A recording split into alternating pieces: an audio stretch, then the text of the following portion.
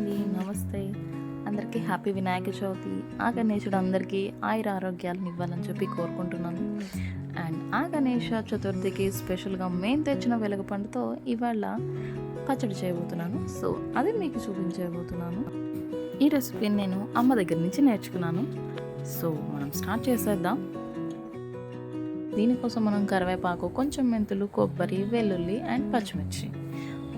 వెలక్కాయ ఎంత గట్టిగా ఉందో అండి. దాన్ని కొట్టి కొట్టి తీసానైతే పైపెచ్చి అయితే ఇట్లా వచ్చేసింది. లోపల చూసారా భలే తెల్లగా ఉంది, రౌండ్గా బంతిలాగా.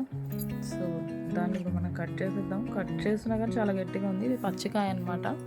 సో గింజలు చూసారా చాలా ఉన్నాయి దాంట్లో, చిన్న చిన్నవి.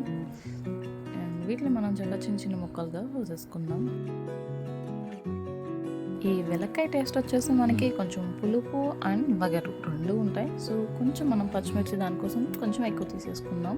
ఈ వెలక్కాయలో చాలా మంచి పోషక పదార్థాలు అంటే చాలా ఉంటాయంటండి.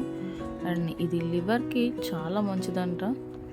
సో సీజన్లో వచ్చే ఫ్రూట్ కాబట్టి అసలు ఎవరు మిస్ చేయకండి. దాన్ని చట్నీలాగా తినచ్చు, కొన్ని రోజులు అయితే అదే పండిపోతుంది. సో దాన్ని కూడా కొంచెం ఉప్పు అండ్ కారం వేసుకొని తినేయచ్చు అంట. అండ్ మనం పచ్చిమిరపకాయలు వేగిపోయినాయి, దాన్ని మిక్సీకి తీసేసుకుందాం. అండ్ కొంచెం వేయించిన మెంతులు, అట్లనే వెల్లుల్లిపాయ, కొంచెం సాల్ట్ వేసేసి మనం ఒక తిప్పేద్దాం. అండ్ నెక్స్ట్ దాంట్లో కొంచెం పచ్చి కొబ్బరి అనమాట, కొబ్బరి కూడా వేసేసి మళ్ళీ ఒక తిప్పేసి మళ్ళీ కొంచెం కొంచెంగా మనం వెలక్కాయ ముక్కలు వేసేసుకుందాం. అవి కూడా వేసేసుకొని మనం పేస్ట్ చేసేసామంటే కనుక అదిగోండి చూసారా ఎంత చక్కగా మన పచ్చడి రెడీ అయిపోయినట్టే. సో దాన్ని వేరే బౌల్లోకి తీసేసుకుందాం. ఆ పచ్చడి స్మెల్ అయితే మాత్రం చాలా బాగా వస్తుందండి. అండ్ దానిలోకి మనం ఇంకా టేస్ట్ని యాడ్ చేయాలంటే మనం పోపు పెట్టాల్సిందే అండి. జీలకర్ర, ఆవాలు, శనగపప్పు ఖచ్చితంగా కరకరలాడేలాగా వేగాలండి. అండ్ దాంట్లో కరివేపాకు, ఎండుమిర్చి ఈ రెండు కూడా యాడ్ చేసామంటే దానికి మంచి ఫ్లేవర్ వస్తుంది.